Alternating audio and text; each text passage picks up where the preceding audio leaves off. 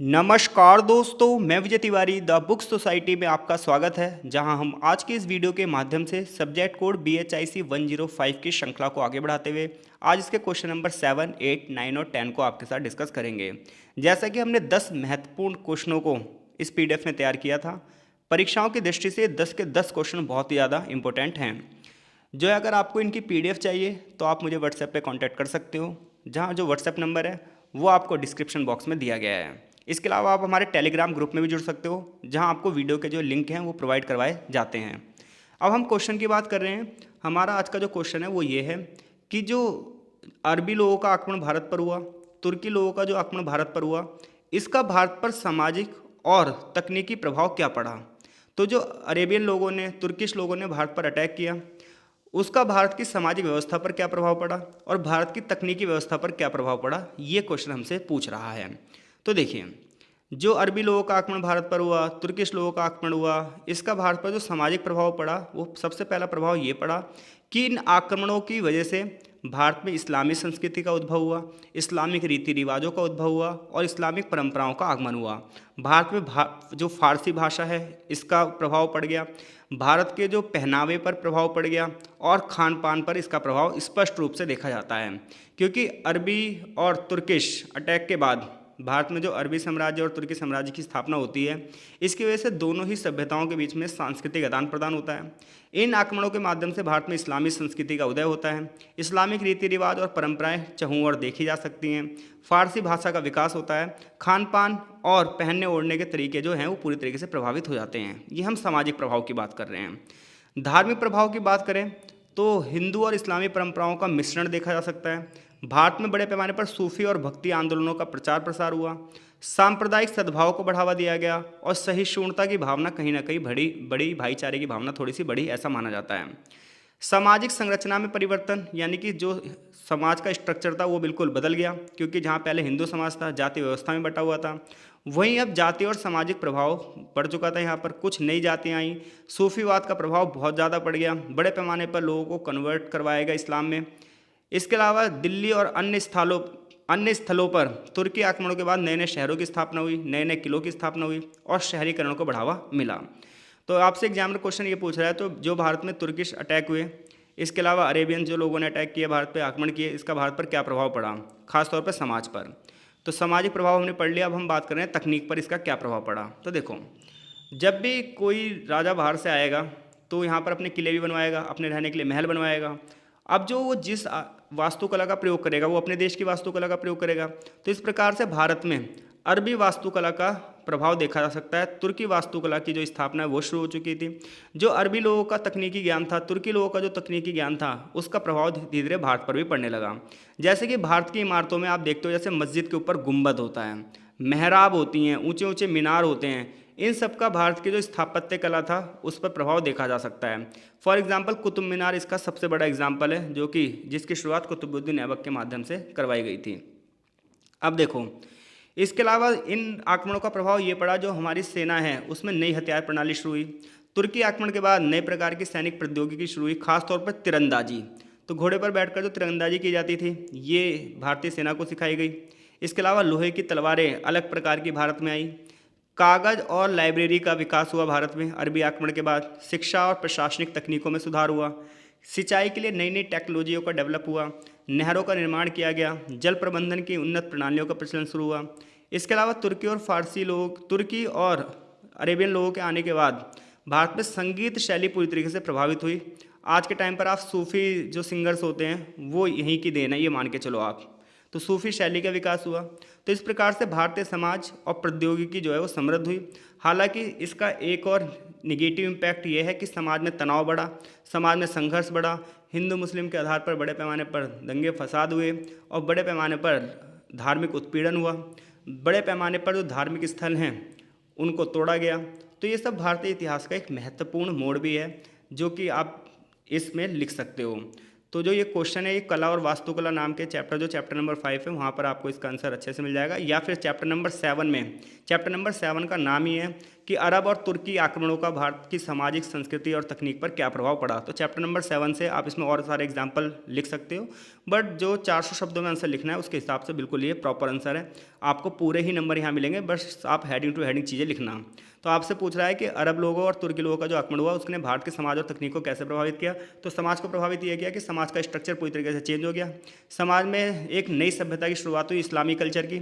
Second one, जो जातीय व्यवस्था थी वो पूरी तरीके से बदल गई, लोगों का धार्मिक उत्पीड़न किया गया, बड़े पैमाने पर लोगों को कन्वर्ट करवाया गया, सूफी शैली विकसित हुई। ठीक है, तो इस प्रकार से जो समाज है वो प्रभावित हुआ। और अगर हम तकनीकी प्रभाव की बात करें तो स्थापत्य कला का नया विकास हुआ, अब बड़ी बड़ी मीनारें बनाई जाने लगी, सूफी शैली का विकास हुआ। ठीक है, नए नए म्यूजिकल इंस्ट्रूमेंट्स आने लगे, संगीत कला पूरी तरीके से प्रभावित हो गई। ये सब तकनीकी प्रभाव है। नई हथियार प्रणाली आ गई, कागज और पुस्तकालय की शुरुआत हुई। अब हम अगले क्वेश्चन की ओर जा रहे हैं। तो अगला क्वेश्चन जो है हमारा, वो क्वेश्चन ये है कि भारतीय इतिहास लेखन में सामंतवाद पर इतिहास संबंधी लेखन विवाद का विश्लेषण कीजिए। यानी कि क्वेश्चन आपसे ये पूछ रहा है कि जो ये सामंतवाद है, जब इस पर इतिहास लिखा जाता है तो इसको लेकर क्या विवाद रहता है। तो इससे पहले इस आंसर को हम डिस्कस करें, मैं आपको ये बता दूं सबसे पहले कि सामंतवाद का मतलब क्या होता है।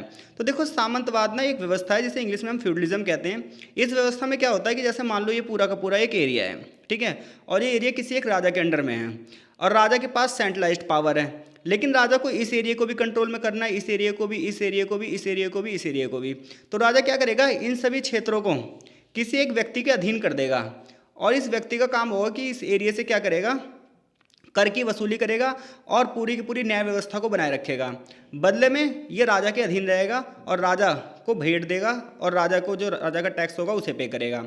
अब जो ये लोग होंगे ना, जो यहाँ पर ये लोग हैं, ये होंगे सामंती, और ये जो पूरे की पूरी व्यवस्था होगी इसे बोलते हैं सामंतवाद या फ्यूडलिज्म। तो सामंतवादी विचारधारा में क्या होता है कि जो पूरे का पूरा क्षेत्र है उसे प्रशासन की सुविधा में छोटे छोटे भागों में बांटा जाता है और हर भाग को एक व्यक्ति के अधीन कर दिया जाता है और वो व्यक्ति सामंत कहलाता है। और ये पूरी की पूरी जो व्यवस्था है इसे सामंतवाद कहते हैं, फ्यूडलिज्म कहते हैं। ठीक है, अगर आप यूरोपियन कल्चर की बात करोगे तो यूरोपियन कल्चर में इसे फ्यूडलिज्म बोलते हैं और वहाँ पर ये पूरी की पूरी ज़मीन का जो मालिक होता था उसे बोलते थे लॉर्ड। ठीक है, और उसकी जो ज़मीनें होती थी उसे बोलते थे मैनर। अब विवाद क्या है भाई इस चीज़ को लिखने में, तो विवाद ये है कि भारत में भी कुछ इसी प्रकार की व्यवस्था थी और भारत में जो व्यवस्था थी उसे जमींदारी व्यवस्था कहते हैं या इक्ता प्रणाली कहते हैं मुगल काल के दौरान, क्योंकि हमारे यहाँ भी क्या होता था, जमींदारों को अपने क्षेत्र में विस्तृत अधिकार थे। लेकिन जो यूरोपियन सामंती व्यवस्था थी और जो हमारे यहाँ की जमींदारी व्यवस्था थी वो थोड़ी सी अलग है। तो सामंतवाद पर जब इतिहास लिखा जाता है तो उसको लेकर विवाद यही है कि जो फ्यूडलिज्म की विचारधारा यूरोपियंस कंट्रियों में थी वो भारत में नहीं थी, लेकिन जब इतिहास लिखा जाता है तो ये माना जाता है कि लगभग सामंतवादी प्रथा ही भारत में थी। तो क्वेश्चन में हमें क्या लिखना है, अब आप ये समझ गए होंगे कि जो सामंतवादी प्रथा है वो यूरोपियन देशों की और हमारे देशों की अलग अलग है, लेकिन जब इस पर इतिहास लिखा जाता है तो कुछ इतिहासकार ऐसे हैं जो इसे एक ही बताते हैं जबकि कुछ इतिहासकार इसे अलग अलग कहते हैं। इसलिए सामंतवाद को लेकर विवाद रहता है कि आखिर सामंतवाद का जो नेचर था वो कैसा था। तो देखो, भारतीय इतिहास, अब लिखना कैसे आंसर हम ये समझने जा रहे हैं ना। तो भारतीय इतिहास में जो सामंतवाद है इससे जुड़ी अवधारणा को लेकर हमेशा इतिहासकारों के बीच में विवाद रहा है। अगर हम गुप्तोत्तर काल की बात करें, 6वीं से 12वीं शताब्दी की बात करें या दिल्ली सल्तनत से पहले वाले समय की बात करें, तो यहाँ पर सामंतवाद पर जो विवाद है वो विवाद ये है कि हमारे यहाँ का जो सामंती मॉडल है वो पश्चिमी मॉडल है, जबकि ऐसा है नहीं। अब देखो, सबसे पहले यहाँ सामंतवाद की परिभाषा दोगे और विवाद के स्रोत बताओगे। तो सामंतवाद एक राजनीतिक, आर्थिक और सामाजिक संरचना थी जिसमें एक केंद्रीय सत्ता होती थी, मैंने बताया था आपको, और उसके अधीन कुछ सामंत होते थे और हमारे यहाँ उसे जागीरदार या जमींदार कहते थे। ये कहा गया कि जो व्यवस्था है वो हमने यूरोपीय इतिहास से ली है, लेकिन रियल में ऐसा नहीं है। तो विवाद का कारण ये है कि भारतीय संदर्भ में जो सामंतवाद है वो उसकी तुलना करना बिल्कुल भी पश्चिम से उपयुक्त नहीं है, क्योंकि भारतीय इतिहास में जो सामंतवाद की नेचर है, जो इसका स्ट्रक्चर है वो बिल्कुल अलग है। मुख्य विवाद और तर्क क्या है, देखो मार्क्सवादी क्या कहते हैं आप सुनो। तो कुछ मार्क्सवादी इतिहासकार हैं जैसे डी कोसाम्बी हो गए, रामशरण शर्मा हो गए, इन्होंने कहा है कि जो भारतीय सामंतवाद है ना ये उत्पादन का एशियाई तरीका है और ये भूमि पर सामंती अधिकार है। उन्होंने कहा कि गुप्त काल के बाद केंद्र और परिधि के बीच में राजनीतिक आर्थिक संबंधों की जो कमजोर कड़ी थी, देखो केंद्र और परिधि का मतलब ये है कि यहाँ पर केंद्र सरकार है, ठीक है, और फिर उसने किस तरीके से इन सभी क्षेत्रों को कंट्रोल कर रखा है। इसके पीछे तर्क ये दिए जाते हैं कि गुप्त राजाओं ने बहुत बड़े पैमाने पर भूमि दान दिए थे, जिन्हें अग्रहार और ब्रह्मदेह के नाम से जानते हैं। पिछले क्वेश्चन में हमने डिस्कस भी किया था कि जिस भूमि के टुकड़े को दान में दे दिया जाता है फिर उससे किसी प्रकार का कोई भी कर वसूला नहीं जाता है। तो हमारे यहाँ पर जो सामंतवाद का संकेत था वो यहीं से था, जहाँ राजा ने बड़े पैमाने पर भूमि के टुकड़े दान में दिए और वो किसी न किसी ब्राह्मण के अधीन कर दिए, और वो ब्राह्मण उस पूरे के पूरे क्षेत्र को शासन चला रहा था एक तरीके से देखा जाए। तो ये कहा जाता है कि हमारे यहाँ भूमिदान की वजह से सामंतवादी प्रथा शुरू हुई है। इसके अलावा किसानों पर अधिक कर लगाया जाता था, और जो उनकी स्थिति निम्न रही वो सामंतवाद की वजह से रही। यानी कि सामंतवाद का मार्क्सवादी दृष्टिकोण ये कहता है कि भारत में जो किसानों की स्थिति बेकार रही वो रही भूमिदान की वजह से, क्योंकि राजा तो भूमिदान दे देते थे, उसके बाद जिसे भूमिदान मिलता था वो बड़े पैमाने पर किसानों का शोषण करता था। ऐसा मार्क्सवादी धारणा है। लेकिन इस धारणा की आलोचना की जाती है, क्रिटिसाइज किया जाता है, और ये कहा जाता है कि भारत का सामंतवाद जो है यूरोपीय मॉडल से बिल्कुल अलग है, क्योंकि भारत में भूमि पर जो स्वामित्व है उसकी बजाय कराधान अधिकार प्रमुख थे। यानी कि भारत में भूमि के स्वामित्व की बात ही नहीं थी, बात यह थी कि टैक्स सिस्टम को पूरा सेटअप करने के लिए व्यवस्था बनाई गई थी। अब ये तो हो गया मार्क्सवादी दृष्टिकोण, यानी कि कुल मिलाकर मार्क्सवादी दृष्टिकोण ये कह रहा है कि भारत में जो किसानों की स्थिति बेकार रही उसका कारण है सामंतवाद, लेकिन रियलिटी में ऐसा नहीं है। अब हम औपनिवेशिक दृष्टिकोण की बात करेंगे। औपनिवेशिक दृष्टिकोण में जेम्स मिल जैसे जो विचारक हैं इन्होंने अपने विचार दिए हैं, और इन्होंने कहा है कि भारत में जो राजनीतिक विखंडन हुआ, यानी कि राजनीतिक सत्ता का जो बंटवारा हुआ, ये सामंतवाद था। तो राष्ट्रवादी जो इतिहासकार हैं उन्होंने इसका विरोध किया, जैसे कि आर सी मजूमदार। उन्होंने कहा नहीं भाई, भारत की जो अर्थव्यवस्था थी वो आत्मनिर्भर अर्थव्यवस्था थी, हर एक किसान जो था वो स्वतंत्र था। सांस्कृतिक और सामाजिक दृष्टिकोण की अगर बात करोगे तो कुछ इतिहासकार जैसे विपिन चंद्रा हैं, इन्होंने कहा है कि सामंतवाद एक आर्थिक प्रणाली नहीं थी, बल्कि ये तो समाज के संबंध का हिस्सा थी। इसका प्रभाव जाति व्यवस्था और ग्राम समुदाय से जुड़ा हुआ था। जो आर्कियोलॉजिस्ट हैं उनके बीच में विवाद है। इतिहासकार इस बात पर सहमत हैं कि भूमि अनुदान तो दिया जाता था, और ये भूमि जो अनुदान दिया जाता था ये सामंती व्यवस्था का प्रमाण है या नहीं, ये विवाद इस पर है। यानी कि भारत में भूदान प्रथा तो थी ही थी, लेकिन क्या ये सामंती व्यवस्था का हिस्सा थी या नहीं थी, इस चीज़ को लेकर विवाद है। तो अगर क्वेश्चन आता है कि सामंतवाद पर क्या विवाद है, तो पहले सामंतवादी व्यवस्था के ऊपर लिख देना एक पेज, अच्छे से उसे समझा देना, और उसके बाद इस विवाद को तीन जो है हेडिंग बता देना। एक मार्क्सवादी दृष्टिकोण बता देना, एक औपनिवेशिक दृष्टिकोण बता देना, और एक सांस्कृतिक और सामाजिक दृष्टिकोण बता देना। तो इस प्रकार से भारतीय इतिहास में सामंतवाद को लेकर यह विवाद है कि ये पश्चिमी मॉडल से लिया गया है या नहीं लिया गया है, लेकिन रियलिटी ये है कि इसका पश्चिमी मॉडल से कोई लेना देना नहीं है। अगला क्वेश्चन बड़े टॉप लेवल का क्वेश्चन है ये भी कि अलवारों और नैनारों पर टिप्पणी करो। तो देखो, दक्षिण भारत में हिंदू धर्म के पुनरुत्थान के लिए अलवार और नैनार दो आंदोलन हुए। इन्हें धार्मिक आंदोलन कहा जाता है। जो अलवार थे भगवान विष्णु जी के भक्त थे, और जो नैनार थे भगवान शिव जी के भक्त थे। इन्होंने पूरे के पूरी जो प्रथाएं हैं उन्हें परिवर्तित कर दिया था, जिसके बारे में यहाँ बताया जाएगा। तो अलवार और नैनारों का इतिहास जब आप पढ़ोगे तो ये इतिहास भक्ति आंदोलन के इतिहास में बहुत ही महत्वपूर्ण भूमिका निभाता है। इन दोनों ही संतों का संबंध दक्षिण भारत से है, और इन्होंने भक्ति मार्ग का प्रचार प्रसार किया था। इन्होंने ईश्वर की जो भक्ति करी उसमें जाति धर्म किसी भी प्रकार का कोई भेदभाव नहीं किया। तो अलवार और नैनार देखो, उसकी प्रसिद्धि का कारण यही था क्योंकि भारत में आपको पता है पहले वर्ण व्यवस्था चलती थी, जहां ब्राह्मण क्षत्रिय वैश्य और शूद्र 4 वर्ण बटे हुए थे, और चौथे वर्ण को किसी प्रकार के कोई अधिकार नहीं थे। ऐसे में जब अलवार और नैनार भक्ति आंदोलन चला तो इन्होंने इस वर्ण व्यवस्था को खारिज कर दिया, जाति व्यवस्था को खारिज कर दिया और समानता की बात करी, इसलिए एकदम से प्रसिद्ध होगा और हिंदू धर्म के उत्थान में इन्होंने एक महत्वपूर्ण भूमिका निभाई। अब इनके परिचय की बात करते हैं। अलवार भगवान विष्णु जी के भक्त थे। अलवार शब्द का मतलब होता है भगवान में डूबे हुए। ये संत तमिलनाडु के भक्ति आंदोलन का हिस्सा थे और वैष्णव धर्म के प्रचारक थे। तो इन्होंने वैष्णव धर्म का प्रचार किया, भगवान विष्णु के विभिन्न अवतारों की पूजा करी, उनकी गा बजाकर उनकी महिमा को गाया, और विभिन्न प्रकार के वहाँ मंदिरों का निर्माण हुआ। इसके अलावा इन्होंने बहुत सारे ग्रंथ भी लिखे हैं। इनका एक ग्रंथ बहुत ज़्यादा प्रसिद्ध हुआ है जिसका नाम है नल ईरा दिव्य प्रबंधम। तो ये तमिल भाषा में लिखा गया है और इसे वेदों के बराबर माना जाता है, इसे तमिल वेद भी कहा जाता है। अलवारों का समाज पर क्या प्रभाव पड़ा? तो अलवारों का समाज पर यह प्रभाव पड़ा कि भगवान विष्णु की भक्ति का प्रचार प्रसार हुआ। सभी जाति के लोग, सभी वर्ग के लोग इसमें शामिल हुए। उनकी कविताओं में भगवान विष्णु की महिमा का बखान किया गया और मानवता का आधार दिया गया। अलवार संतों की बात करोगे तो 12 प्रमुख अलवार संत रहे हैं, जिनमें से नम्मा अलवार, तिरुमंगई अलवार और आंडाल बहुत फेमस रहे हैं। अंडाल जो है ये स्त्री भक्त है, जिससे पता चलता है कि स्त्री और पुरुष के आधार पर भी कोई भेदभाव नहीं हुआ है। अब हम बात कर रहे हैं नैनारों की। तो नैनार जो थे ये भगवान शिव जी के भक्त थे। ये भगवान शिव जी की उपासना करते थे, भगवान शिव की भक्ति में लीन रहते थे। और तमिलनाडु की भक्ति आंदोलन का अंग थे। इन्होंने शैव धर्म का प्रचार प्रसार किया है। इनकी रचनाओं की बात करोगे तो तोरम है, तोरम इनकी रचना है। ठीक है, बहुत गहन भक्ति करते थे, क्योंकि आपको पता ही है भगवान शिव जी की भक्ति इतनी आसान नहीं है, बहुत कठोर तप करना पड़ता है। नैनारों का प्रभाव ये था कि इन्होंने भी जाति प्रथा को चुनौती थी और शिव भक्ति को सभी के लिए सुलभ बनाया। तो यानी कि जो उस समय ब्राह्मणवाद चलता था उसका इन्होंने खंडन किया और अलग तरीके से इन्होंने इस धर्म को बढ़ावा दिया, जिसकी वजह से एकदम से ही ये लोग क्या हो गए, प्रसिद्ध हो गए। इनके कार्यों ने समाज में समानता की स्थापना बात करी और टॉलरेंस की नीति को अपनाया। 63 नैनार संतों में कुछ प्रमुख संत थे। तिरुज्ञान समंदर हो गए, तिरुनवक्कर सर हो गए और सुंदरार सबसे फेमस हैं, जो सुंदरार हैं। अलवार और नैनार संतों में समानता की बात करें तो दोनों ही भक्ति आंदोलन को बढ़ावा दे रहे हैं, दोनों ने ही कर्म कांडों का विरोध किया है, दोनों ने ही सती प्रथा, बाल विवाह, विधवा पुनर्विवाह जैसी जो कुरीतियां इनका विरोध किया है, ब्राह्मणवाद का खंडन किया है, सांस्कृतिक परंपराओं को बढ़ावा दिया है, बहुत सारे साहित्य लिखे गए हैं, मंदिर निर्माण में इनका महत्वपूर्ण भूमिका रही है और तमिल भाषा को इन्होंने बढ़ावा दिया है। तो इस प्रकार से अलवार और नैनार संतों ने दक्षिण भारत में भक्ति आंदोलन को नई दिशा दी है। इनकी शिक्षाएं, भक्ति कविताओं को न केवल धार्मिक बल्कि समाज सुधारों से प्रेरित किया जाता है।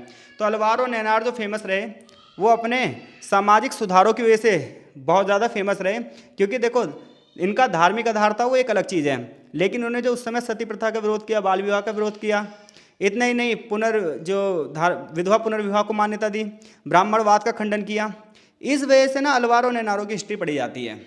इसके अलावा देखो मैं एक टॉपिक और बता देता हूँ, यहीं पर अगर पेपर में आ जाए इसके साथ लिंग आयात, तो ये इसके साथ ही कवर कर देता हूँ मैं, लिंग आयात। ठीक है, तो देखो कर्नाटक से है संबंध लिंगायतों का।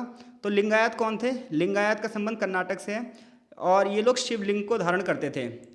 ये ना इन्होंने पूरे के पूरे सारे संस्कार ही चेंज कर दिए थे। इन्होंने कहा कि मृतकों को ना जमीन में दफना देना चाहिए, क्योंकि भगवान शिव में मरने के बाद व्यक्ति समा जाता है। तो आपसे पूछ ले, मानो लिंगायत कौन थे या वीर शैव कौन थे? वीर शैव भी पूछ लेता है इनके लिए, वीर शैव। तो कर्नाटक में बासवन्ना नाम का एक ब्राह्मण था, उसके शिष्यों ने शिव जी को शिवलिंग के रूप में पूजा। ये लोग अपने कंधे पर एक चांदी के पिटारे में शिवलिंग का ताबीज भी धारण करते थे।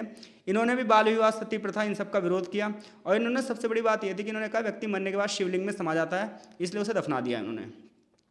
अब हम बात करें 10वें क्वेश्चन की, और ये लास्ट क्वेश्चन होगा हमारा, कि प्रारंभिक मध्यकाल में गणित और खगोल विज्ञान के क्षेत्र में क्या उपलब्धियां थीं। यानी कि आप अर्ली मिडिवल हिस्ट्री पढ़ोगे तो वहाँ पर गणित के क्षेत्र में और खगोल विज्ञान के क्षेत्र में भारत की क्या उपलब्धियाँ थी। तो देखो, जब आप प्रारंभिक मध्यकाल की बात करते हो तो टाइम पीरियड है 6 से लेकर 13 सेंचुरी। इस दौरान भारत ने गणित और खगोल विज्ञान के क्षेत्र में बहुत सारी उपलब्धियाँ हासिल करी हैं। बहुत सारे भारतीय विद्वानों ने विभिन्न प्रकार के सिद्धांत इस दौरान दिए हैं, जो उस समय भी और इस समय में भी और आने वाले समय में भी देश के ज्ञान में योगदान देते रहे हैं। इस दौरान बड़े पैमाने पर आपने नाम सुने होंगे जो बहुत ही ज़्यादा महान गणितज्ञ रहे, आर्यभट्ट, ब्रह्मगुप्त, भास्कराचार्य जैसे महान विद्वानों के जो उदय था वो इसी दौरान का था। गणित की बात करोगे तो गणित में योगदान ये रहा कि संख्याओं की दशमलव प्रणाली की शुरुआत होती है। तो भारत में दशमलव प्रणाली का जो विकास हुआ वो प्रारंभिक मध्यकाल में हुआ। शून्य का यूज सबसे पहली बार साइन में किया गया यहाँ पर, यानी कि प्रतीकों में किया गया। अंक गणित का उपयोग भारतीय विद्वानों के माध्यम से हुआ और इस प्रकार से गणित के क्षेत्र में क्रांति हो गई। तो संख्याओं की दशमलव प्रणाली जो है मध्यकाल में शुरू हुई है, प्रारंभिक मध्यकाल में, ध्यान रखिएगा। उदाहरण के लिए आर्यभट्ट ने गणनाओं में शून्य का प्रयोग किया और भारतीय संख्या जो पद्धति है ये विदेशी विद्वानों के माध्यम से पूरी दुनिया में पहुंच चुकी। बीजगणित के क्षेत्र में भास्कराचार्य ने अपनी प्रसिद्ध रचना लिखी है लीलावती और बीजगणित, जिसमें बीजगणित के समीकरणों को हल करने के नियम बताए गए हैं। उदाहरण के लिए भास्कर ने समीकरणों को हल करने के जो तरीके हैं और जो साइक्लिक मेथड है उसका इंट्रो भी बताया है। ट्रिग्नोमेट्री की अगर आप बात करोगे तो भारतीय गणित ने ट्रिग्नोमेट्री में साइन और कोसाइन के सिद्धांतों को दिया है। आर्यभट्ट ने साइन और कॉटेज के मूल विचार प्रस्तुत किए। आर्यभट्ट की कृतियों में 0 डिग्री से 90 डिग्री तक कोणों जितने भी थे उनकी साइन टेबल भी दी गई है। तो अगर आप प्रारंभिक मध्यकाल की बात करोगे तो यहाँ पर गणित के क्षेत्र में महान उपलब्धियाँ भारत ने हासिल करी है। चाहे संख्याओं की दशमलव प्रणाली की बात कर लो, चाहे शून्य के प्रयोग की बात कर लो, बीजगणित के नियमों की बात कर लो, या फिर ट्रिग्नोमेट्री में कोसाइन और साइन की बात कर लो। पाई का जो मान था 3.1416 एग्जैक्ट निकाल कर दिया आर्यभट्ट ने इसी दौरान। अब हम बात करते हैं खगोल विज्ञान की। तो पृथ्वी की घूर्णन गति के बारे में पता चला इस दौरान। आर्यभट्ट ने बताया कि पृथ्वी अपनी धुरी पर घूमती है, जिसके कारण दिन और रात होता है। यह उस समय की उन्नत और क्रांतिकारी खोज थी, क्योंकि उस समय पता है क्या माना जाता था? उस समय यूरोपियन देशों में ये माना जाता था कि पृथ्वी तो स्थिर है और सूर्य उसके चारों ओर चक्कर लगा रहा है। तो जो हमारा ये सौर गणना थी, इस आधार पर हमने यहाँ पर तय किया कि भैया पृथ्वी तो अपनी जगह धुरी पर घूमती है अपनी जगह पर, और ना ये सूर्य के चारों ओर चक्कर लगाती है। तो इस प्रकार से जो है खगोल विज्ञान में क्रांतिकारी खोज हुई उस दौरान। ग्रहों और चंद्रमा की गति के बारे में भी इस दौरान पता चला।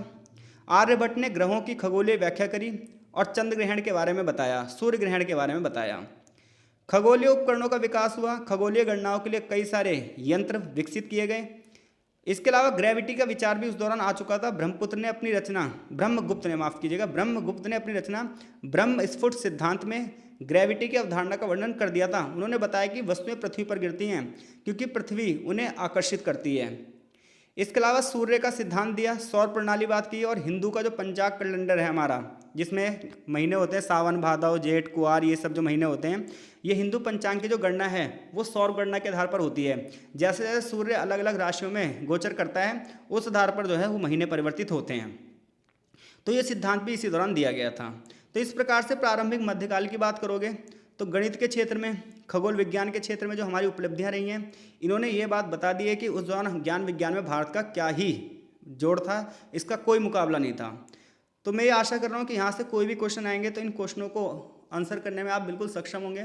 देखो मैं ये नहीं कह रहा कि यही 10 क्वेश्चन आ जाएंगे, क्योंकि चैप्टर तो 17 हैं किताब में, तो इतने सारे जो चैप्टर हैं, तो इतने सारे चैप्टरों से कोई भी क्वेश्चन बना सकता है वो। बट ये है कि 10-15 जब हम क्वेश्चन कर लेते हैं तो हमारे अंदर से ना, मतलब ये बहुत सारी वर्ड पावर कंप्लीट हो जाती है हमारी, और उसके बाद जब कोई क्वेश्चन आता है तो हम उससे रिलेटेड लिख सकते हैं, क्योंकि सारा खेल है वर्ड पावर का और थॉट्स का। जब तक थॉट क्रिएट नहीं होगी तो फिर हम आंसर कैसे लिखेंगे, क्योंकि 2-4 लाइन का आंसर तो है नहीं कि बना के लिख दिया। तो 3-3, 4-4, 5-5 पेजों का आंसर लिखना है तो थॉट्स होने चाहिए हमारे पास। तो ये वीडियो जो है, ये आप ये मत मान के चलो कि बिल्कुल पेपर वैसे का वैसे ही आ जाएगा। आप ये मान के चलो कि आपके थॉट क्रिएट होंगी, ताकि और आंसर जो इससे रिलेटेड होंगे तो आप वो भी अच्छे से लिख सकते हो। तो मिलते हैं आपसे नए सब्जेक्ट कोड के साथ, तब तक के लिए आपका बहुत बहुत धन्यवाद।